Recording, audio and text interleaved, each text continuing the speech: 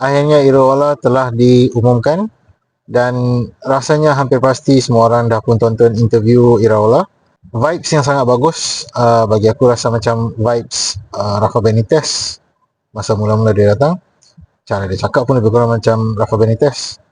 So vibes dia memang best. Tapi apa yang diucapkan oleh dia lebih lagi memberangsangkan, memandangkan dia ingin memenangi piala di Liverpool berbanding dengan dia datang dengan kata dari mentaliti klub kecil datang ke klub besar dan dia jadi teruja dan tergamam dengan besarnya Liverpool banding dengan Bournemouth ataupun klub-klub yang dia kendali sebelum ni. So agak memujakan untuk kita sebenarnya untuk dapat satu coach yang faham dengan ethos klub kita.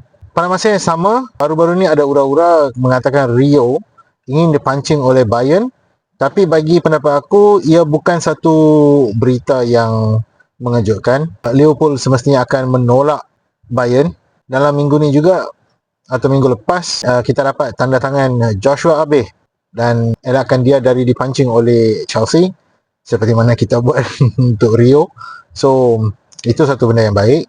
Dan akhirnya Konate, pendapat personal aku rasa dia yang mainkan peminat-peminat Liverpool semuanya dan dia memang ingin ke Real Madrid dan dia buat a trend move.